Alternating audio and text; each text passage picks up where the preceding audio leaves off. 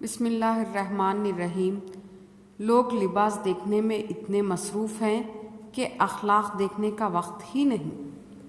عزت سے اپنی جگہ تنہا کھڑے رہنا اس ساز سے بہتر ہے جو آپ کی عزت نفس کو کچل ڈالے۔ صدقہ دینے سے ملک الموت کو دیا گیا روح قبض کرنے کا حکم نامہ بھی واپس ہو جاتا ہے۔ عبادت کرتے ہو مگر لوگوں کو تکلیف دیتے ہو، صدقہ کرتے ہو مگر احسان جتلاتے ہو۔ اپنی نیکیاں ایسی تھیلی میں جمع نہ کرو جس میں سوراخ ہو۔ افواہیں نفرت کرنے والے بناتے ہیں، احمق پھیلاتے ہیں اور بے وقوف ان پر یقین کرتے ہیں۔ ان تینوں میں سے کوئی بھی بننے کی کوشش نہ کرے۔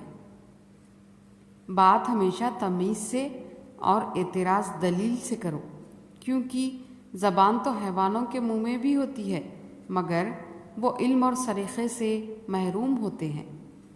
اگر محبت کر کے خوش رہنا چاہتے ہو تو انسان سے نہیں اپنے رب سے محبت کرو۔ جہاں لگے اہمیت کم ہو رہی ہے وہاں جانا کم کر دو، پھر چاہے کسی کا گھر ہو، بات ہو، یاد ہو یا دل۔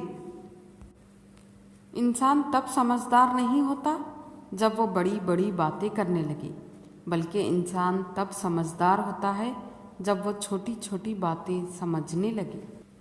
عطر سے کپڑوں کو مہکانا بڑی بات نہیں، مزہ تو تب ہے جب کردار سے خوشبو نکلے۔ ڈوبنا ہی پڑتا ہے ابھرنے سے پہلے، غروب ہونے کا مطلب زوال تھوڑی ہے۔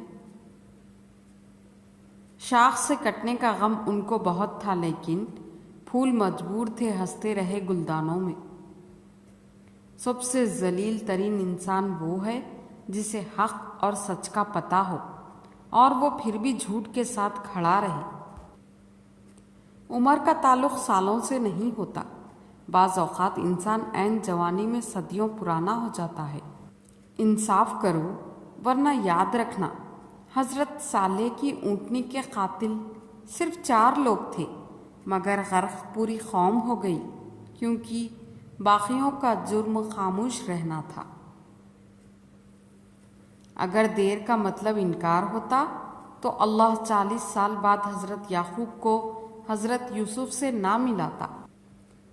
کوئی کبھی پیچھے مڑ کر نہیں دیکھتا کہ جس کو پیچھے چھوڑ آئے ہیں وہ کیسے جی رہا ہے۔ اگر زندہ ہے تو کس بنا پر، اگر مر گیا تو کس وجہ سے۔ کسی کا سکون چھین لینے کا کفارہ عبادت کر کے ادا نہیں کیا جا سکتا۔ بہترین ادب یہ ہے کہ انسان اپنی حد میں رہے اور اپنے دائرے سے باہر نہ جائے۔ ہم لوگ نیک بننا نہیں، صرف نیک دکھنا اور نیک کہلانا چاہتے ہیں، اور یہ منافقت کا سب سے اعلیٰ درجہ ہے۔ جزاک اللہ۔